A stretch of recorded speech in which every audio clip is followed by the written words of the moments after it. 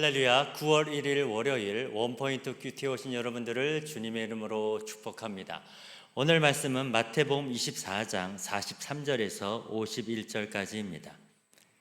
너희도 아는 바니 만일 집주인이 도둑이 어느 시각에 올 줄을 알았더라면 깨어있어 그 집을 뚫지 못하게 하였으리라. 이러므로 너희도 준비하고 있으라. 생각하지 않는 때에 인자가 오리라. 충성되고 지혜 있는 종이 되어 주인에게 그 집 사람들을 맡아 때를 따라 양식을 나눠 줄 자가 누구냐. 주인이 올 때에 그 종이 이렇게 하는 것을 보면 그 종이 복이 있으리로다. 내가 진실로 너에게 이르노니 주인이 그의 모든 소유를 그에게 맡기리라. 만일 그 악한 종의 마음에 생각하기를 주인이 더디 오리라 하여 동료들을 때리며 술 친구들과 더불어 먹고 마시게 되면 생각하지 않은 날 알지 못하는 시각에 그 종의 주인이 이르러 엄히 때리고 외식하는 자가 받는 벌에 처하리니 거기서 슬피 울며 이를 갈리라. 아멘. 이제 담임 목사님께서 충성되고 지혜 있는 종이라는 제목으로 큐티 인도해 주시겠습니다. 할렐루야. 자, 오늘 우리가 또 9월 1일 월요일을 맞이하면서 또 이렇게 이제 바로 이제 우리 주변의 바람의 농도가 또 바람의 어떤 온도가 틀려집니다. 서늘한 바람 또 신선한 바람들이 불러오는데 이제 이런 아주 정신이 번쩍 나는 바람은 내가 누구인가를 가만히 명상하기에 좋은 계절이 온 거예요. 그래서 이제 가을은 독서의 계절 이렇게 하는 말들이 전통적으로 이 가을은 정신을 차리게 하고 또 나를 돌아보게 하고 또 책이라는 거울을 통해서 비춰보게 하는 그런 계절이죠. 여기서 가장 좋은 것은 변함이 없는 생명의 말씀인 하나님의 말씀 앞에 나를 세워놓고 읽어보는 겁니다. 오늘 본문은 마태복음 24장 43절에서 51절까지 말씀입니다. 특별히 오늘 본문의 표제어는 충성되고 지혜 있는 종이 누구냐 하는 이 대목을 우리 주님이 이제 종말을 살면서 어떻게 살아야 할 것인가를 권면해 주고 있죠. 여러분, 왜 우리가 지혜가 필요한가 하면 세월을 분별해야 됩니다. 시세를 분별해야 됩니다. 우선순위를 분별해야 됩니다. 이 지혜는 이 세 가지가 필요합니다. 이걸 위하여 우리가 마지막 때는 깨어 살아야 한다. 이런 지혜를 얻기 위해서 깨어 있다는 것은 기도하는 삶을 사는 것이라고 분명히 지적했어요. 여러분, 깨어 있는 것은 독서도 필요하고 또 여러 친구들 만나면서 시세를 정탐하는 것도 필요하고 또 어떤 때는 내가 직접 아주 명망 있는 어떤 예언가들을 만나는 것도 간혹 필요할지 모르지만 다 그것들은 세상의 상황과 여건과 조건과 사람을 보는 것이고 진정한 깨달음은 하나님의 말씀을 통하여 깨닫는 것이기 때문에 하나님과 친해야 돼요. 하나님 앞에 기도함으로 나가야 돼요.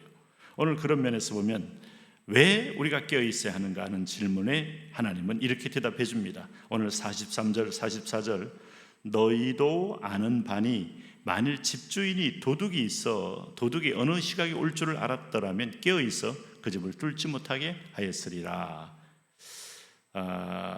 이러므로 너희도 준비하고 있으라. 생각하지 않는 때에 인자가 오리라. 도둑이 온다는 얘기만 들으면 그날 밤 잠 자겠습니까? 12시에 온대 이렇게 말하진 않아요. 그러나 밤에 온다 할 때 이미 해가 지고 먼동이 틀 때까지 그 시간이 7시간이든 아니면 8시간이든 상당히 꽤 깁니다마는 그러나 도둑이 온다는 게 분명하다면 반드시 초저녁이든 아니면 자정이든 아니면 새벽 이경이든 깨어서 어떤 면에서 부시럭거리는 소리, 혹시라도 문이 삑 열리는 소리, 이런 부분에 촉각을 곤두세우고 기다리지 않겠어요? 우리 주님이 오실 것을 예고했기 때문에 너는 늘 깨어 있어라. 인자는 예상치 못한 순간에 오느니라 하는 말씀에 하나님은 마지막 종말을 사는 성도들이 방심하고 방만하고 살기를 결코 원치 않아요. 그냥 거룩한 긴장 속에 살기를 원하는 겁니다. 이제 그렇지 않으면 우리가 다 이 땅에서 고삐 풀린 망아지처럼 제멋대로 뛰어다니다가 결국은 세월 낭비, 정력 낭비, 기회 낭비를 하고 끝나는 겁니다. 그래서 깨어있다는 것은 매우 중요한 거예요. 이 깨어있음의 핵심은 예수님도 오시면서도 그 날짜를 모르시고 하나님이 정한 날짜에 오시기에 아무도 모른다는 거예요.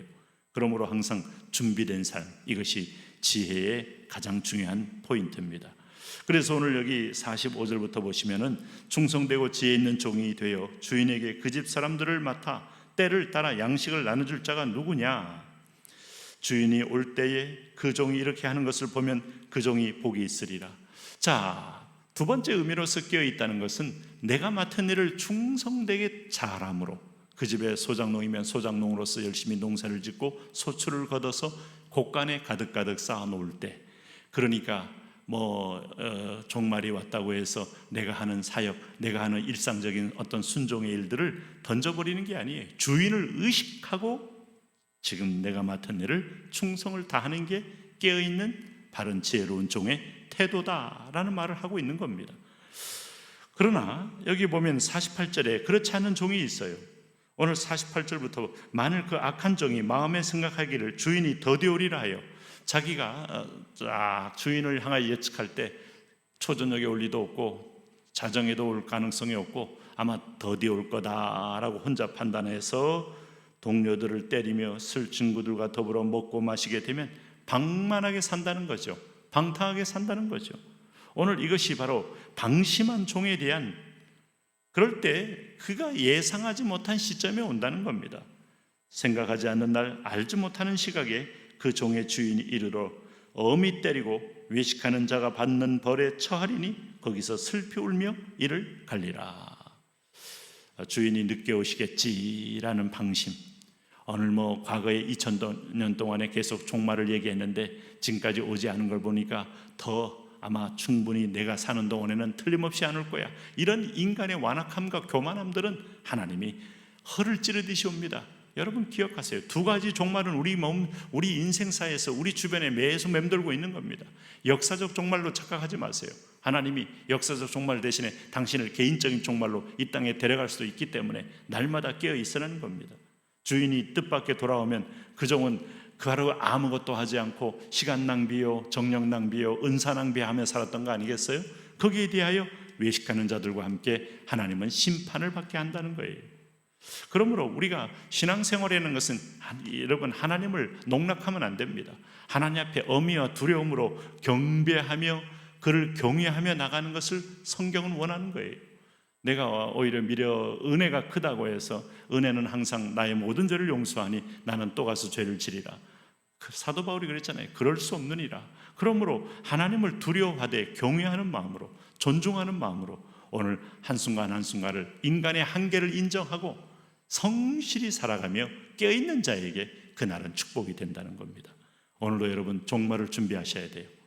아마 오히려 더 지혜 있는 사람은 과거 2000년 동안 예언했던 말씀이 지금은 말세의 마지막이라는 생각을 더 든다면 지금 오히려 더 가까운 그날을 바라보며 오늘도 깨어 정신을 차리며 주의 일을 하고 주님이 원하는 삶을 살기로 결단해야 합니다. 그런 인생 되시기를 바랍니다. 하나님, 언제 올지 모르는 재림 우리가 깨어있게 하여 주옵소서.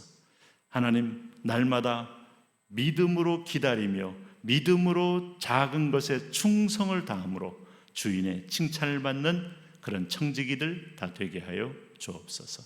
예수님 이름으로 기도합니다. 아멘.